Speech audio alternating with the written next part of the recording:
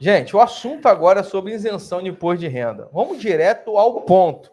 Muita gente tem direito à isenção de imposto, deixar de pagar o imposto de renda e continua pagando. Trouxe o doutor João Lagoa, que ele é especialista nessa área de previdência. Então, assim, só para deixar de cara, quem tem direito, assim, aposentado, pensionista do INSS só ou abre para mais pessoas? Qualquer aposentado e pensionista de qualquer regime ou militares reformados, inclusive pensionistas de militares. Quando eu falo aposentados e pensionistas, eu incluo também pensionistas, recebem pensão por morte, tá? Não pensão alimentícia. De militares também, falecidos ou militares reformados. Na ativa, ninguém. Então já tem um entendimento, inclusive, da Suprema Corte, que fala, inclusive, CLT, servidores ativos, mesmo que sejam portadores de moléstia grave, não possuem isenção à tributação sobre a renda. Então você tem que ser aposentado, pensionista ou militar reformado. Tem que ter uma lista aí do INSS, você fala que é muito mais amplo do que aquilo ali, né? Não é Sim. só o que o INSS diz que tem direito à isenção. Exatamente, como por exemplo, o INSS fala a própria lei, né? A lista do INSS, é a lei. É a lei, esqueci, salvo engano, o número da lei aqui agora, pode até consultar depois, é 7718, enfim.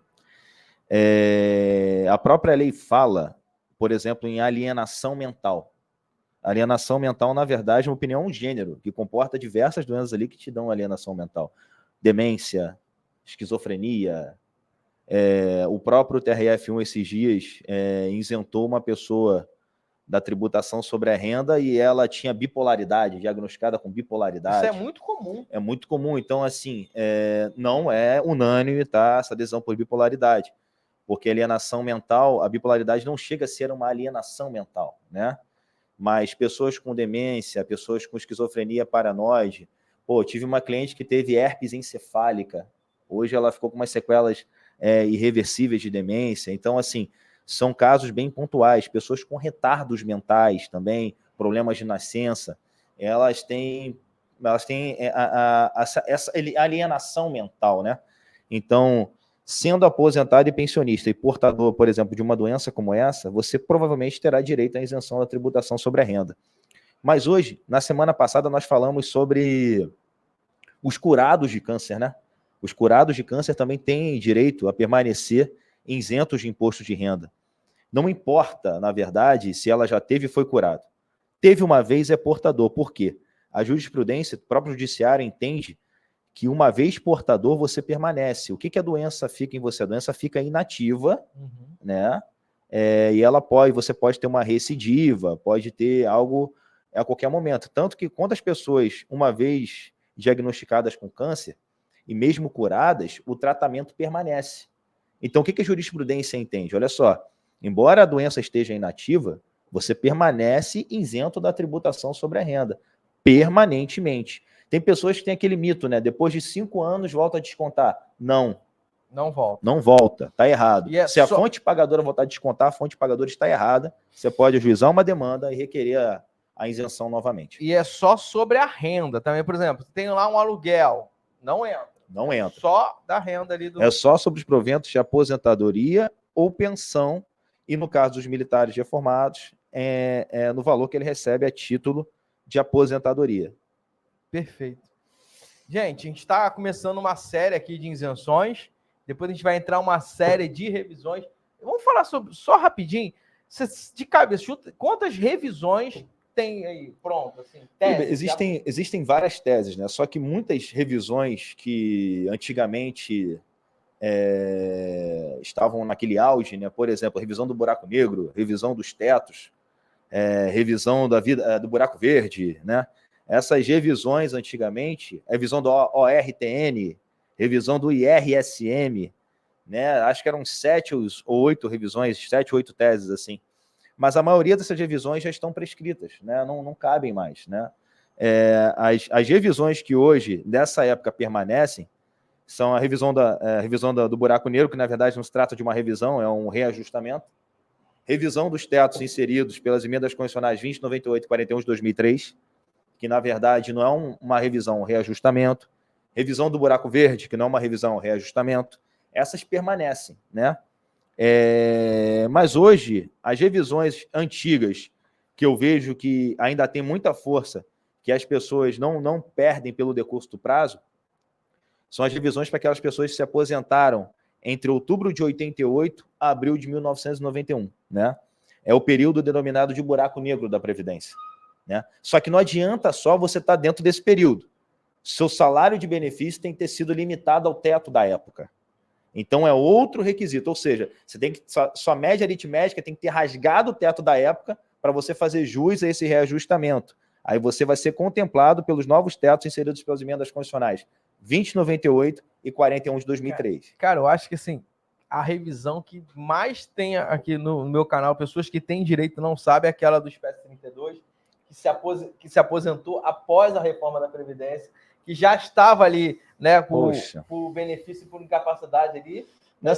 Na verdade, essa aí não é a tese, né? Foi uma coisa que a gente tentou aqui e começou a dar muito certo, né? Foi uma coisa assim que... Acho que a gente foi um dos primeiros aqui a falar sobre isso, né? Só uma pincelada, só para o pessoal entender. Você é aposentado por incapacidade permanente?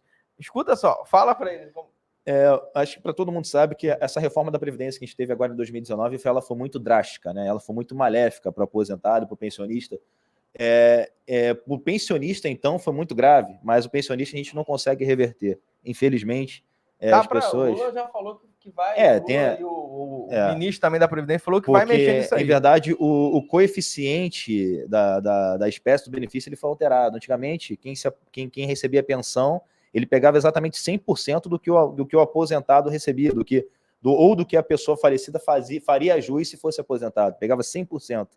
Depois de 2019, depois de 13 de 11 de 2019, o coeficiente passou para 60%, né, para cônjuge, e uma cota de 10% por dependente, ou seja, 50 mais 10 para cônjuge e mais uma cota de 10% por dependente. Ou seja, hoje, se o aposentado falecer e tiver só a esposa, ela fica com 60% do que ele recebia. Então foi uma perda muito grande.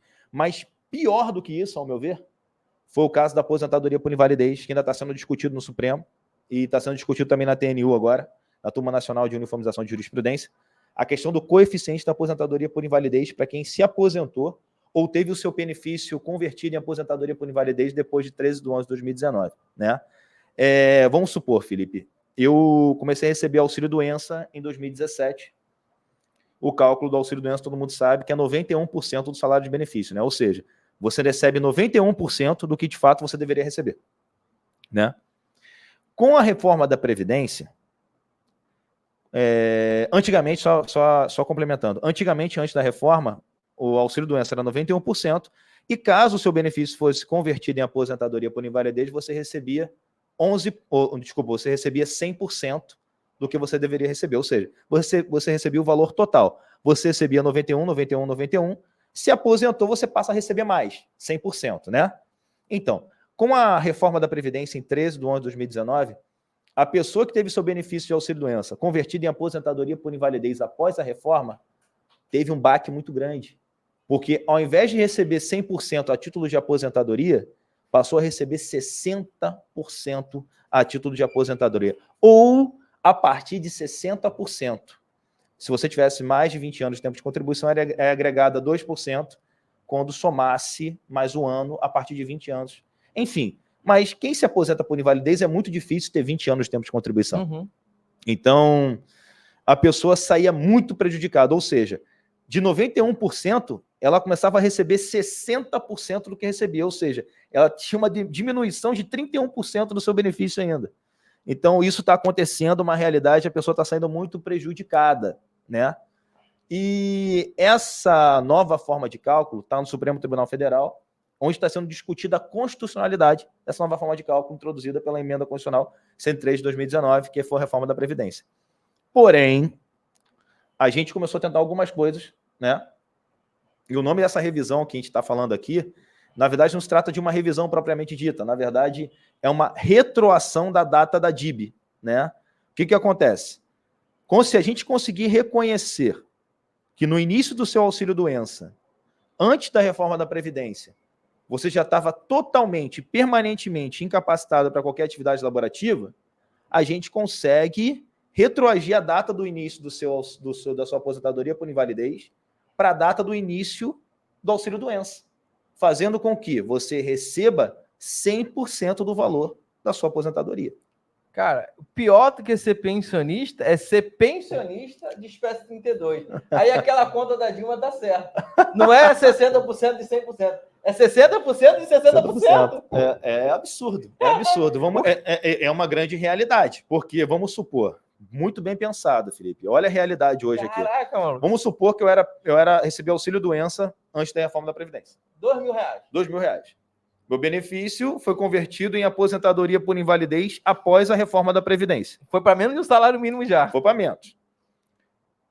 Vai manter o salário mínimo. Agora, se o cara ganha 3 mil, ele vai chegar no salário mínimo, cara. É muita sacanagem. Com certeza, a dependente dele, caso fique viva, permaneça viva e ele vá a óbito, ela vai receber 60% de 60%. Cara, isso é uma piada, velho. É absurdo. Isso é uma piada, cara. É sacanagem, cara. Mas nós já conseguimos reverter muitos casos como esse da aposentadoria por invalidez, tá? Não é uma causa perdida.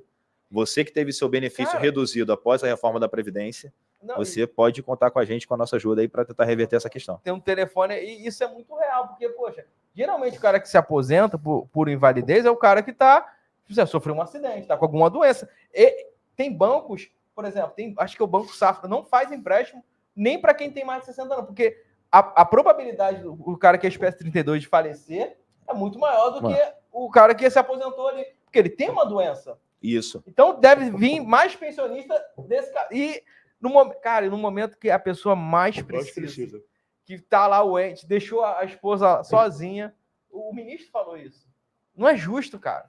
Isso tem que mudar. Não só na pensão, né? Acho que a aposentadoria é muito pior, porque assim, a gente está numa situação de incapacidade total. O cara vai estar recebendo um pouco a mais. Como assim, né? Assim, eu não entendi nem a exposição de motivos da emenda constitucional 03 de 2019. A exposição de motivos, às vezes, se limita em cortar gasto, né? Então, assim, porque o número de aposentados por invalidez é muito grande, lógico, você tem um país doente. Pô. Se você não tem uma saúde adequada, se você não tem um acompanhamento adequado, se o governo não investe em políticas públicas, se o governo não investe em educação e saúde, com certeza você terá mais aposentados por invalidez. Né? Não estou falando nem de aposentadoria por invalidez acidentária, não. A aposentadoria por invalidez acidentária permanece 100%. Né? Eu estou falando da aposentadoria por invalidez mesmo, decorrente de algum acidente. Espécie 32. Que não seja vinculado... recebe 100%. Exato, recebe 100%. Que não seja vinculado a acidente de trabalho. Entendeu? Que a grande maioria das pessoas, porque hoje nós temos um país que a grande maioria, ao meu ver, é contribuinte individual. É contribuinte individual, está na informalidade. Então, assim, é aquela pessoa que não vai ter jus a um auxílio-doença acidentária, uma aposentadoria por invalidez acidentária. Ele vai ter jus a uma aposentadoria por invalidez normal, auxílio-doença normal. Então, assim, a gente tem que trabalhar na raiz, pô. Então, assim, qual a melhor forma da gente resolver esse problema, né? Introduzindo um melhor bem-estar para a pessoa, para a população, investindo mais em saúde, não é? A pessoa ter um acompanhamento melhor. Com certeza, se o governo gastar mais com saúde, vai gastar menos com aposentadoria por invalidez. Cara, é matemática, né? Sim, mas acho que não é tão interessante para eles gastarem mais com saúde e educação, não. Acho que uma população doente e cada vez mais alienada é mais interessante para o governo. Eu acho que deveria cortar, assustador. Ser proibido o político ser atendido no hospital particular. Felipe, fora partidarismo, entra governo, sai governo, a gente continua a mesma coisa. Entendeu? Político, então, assim, política política. Tem uma lei, político não pode ser socorrido no Albert Einstein. Exatamente. É mole, não pode, não pode. Pô, o plano de saúde dos caras é vital. Assim, não tem custo. Vai gastar $1 milhão no hospital, vai gastar $1 milhão no hospital. Por exemplo, estamos em Niterói, né? O prefeito de Niterói poderia se tratar no Mário Monteiro, que lá falta médico direto. Né? Hoje, tivemos agora, há pouco tempo, a notícia de que não tinha médicos no Mário Monteiro. Não tinham. Então, assim, alguns médicos pediram até demissão, eu cheguei lá reduziram o valor do salário. Eu cheguei lá com um menino com o braço quebrado em 2 lugares, ficou meia hora para ser atendido, olhou, tu não vai ser atendido aqui não, eu tenho que vir pro hospital aqui no Fonseca. Exatamente. Cara, ficamos meia hora para ser atendido, o garoto com o braço pendurado. E é um princípio vinculado ao direito social, Felipe, que o próprio Supremo Tribunal tem batido muito nessa tecla, que é a proteção suficiente, né? O que é proteção suficiente do indivíduo? As pessoas têm que entender que o direito fundamental, dentro do direito fundamental, direitos fundamentais, ele tem um direito individual que te protege contra o Estado, que na verdade pressupõe uma atuação negativa do Estado, na verdade o Estado tem que te respeitar, e também existem os direitos sociais, que pressupõem o quê? Uma atuação ativa do Estado. Saúde, educação, lazer, tudo. Então, assim... Isso aí só aparece na hora do voto. Exatamente. Então, é assustador. Então, assim, é mais fácil você resolver um problema lá de cima do que começar aqui de baixo. É mais fácil você querer tirar direitos de uma pessoa no final da vida do que tentar consertar uma pessoa que está nascendo agora. Entendeu? Outra pessoa que está precisando disso agora. Ter uma melhor instrução. Né? Porque a ideia do Estado, na minha opinião, é o seguinte: eu acho que o Estado tem que começar assim, tem que ter o controle de tudo no início. Mas com a evolução da sociedade, o Estado tem que começar a desaparecer. Você está entendendo? As pessoas têm que começar a gerir, porque imagina num país que todo mundo tem instrução, todo mundo tenha condições, tenha recursos, todo mundo tem condições de pagar um plano de saúde. Todo mundo tem condições de ter uma educação. O Estado vai precisar fornecer educação? E o Brasil, entendeu? Então, o Brasil ainda é novo, né, cara? Se você for parar para pensar, 500 e poucos anos, são 7 gerações, cara. São 7 gerações. Só. Avô, bisavô, se for parar para pensar, igual a Europa.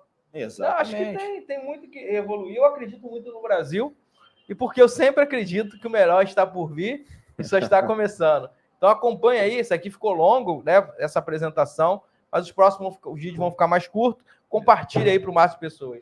Beleza? Beleza. Um abraço. Tchau, tchau.